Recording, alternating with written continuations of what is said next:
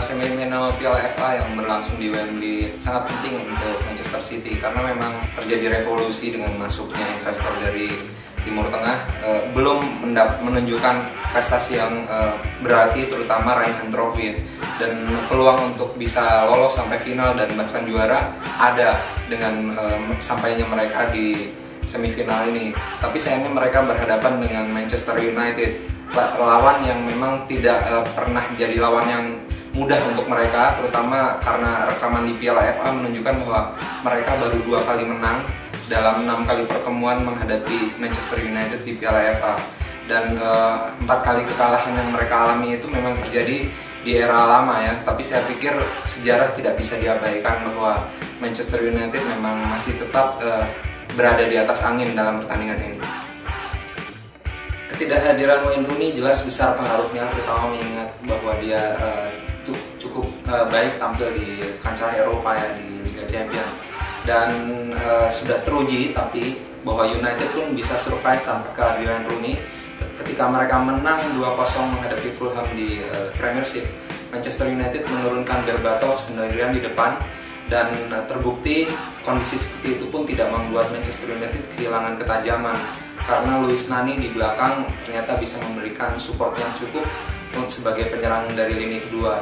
Dan menurut saya yang lebih perlu diperhatikan adalah bagaimana Manchester United nanti menyikapi perubahan formasi ya, karena kita harus tahu bahwa dengan kemenangan 2-0 mereka di perempat final dari Arsenal, itu adalah dengan berbekalkan perubahan formasi, dan tidak seluruh pemain inti pun bermain pada saat itu, tapi dengan taktik yang sesuai akhirnya United bisa unggul. Saya sedikit khawatir justru adanya perubahan yang perlu dilakukan di lini belakang dengan absennya Jonny Evans. Dengan kondisi seperti ini, opsi untuk merotasikan pemain belakang tidak terlalu banyak, dan biasanya tanpa pemain-pemain yang segar, United tidak bisa bermain terlalu agresif, dan kondisi seperti ini akan menimbulkan kondisi yang ketat dalam pertandingan nanti. Pertandingan ini harus diingat adalah satu leg. Semifinal di Wembley ini akan berujung dengan adu penalti dengan didahului juga dengan perpanjangan waktu apabila kedudukan tetap imbang dalam waktu 90 menit.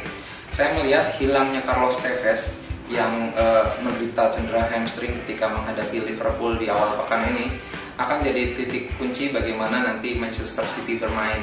Dan dengan kecenderungan bahwa Mancini sendiri sering bermain bertahan, saya sedikit melihat ada kemungkinan pertandingan berjalan ketat, dan apabila Manchester United bisa mencuri gol, barulah situasinya menjadi lebih terbuka.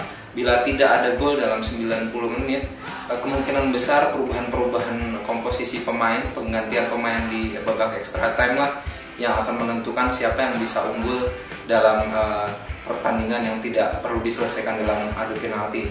Bila terjadi adu penalti, kondisinya akan menguntungkan buat Manchester United yang mempunyai kiper berpengalaman Edwin van der Sar dibandingkan City yang diperkuat oleh kiper muda Joe Hart. Pertandingan ini kemungkinan besar akan dimenangi dengan oleh United, tapi tidak dengan mudah ya.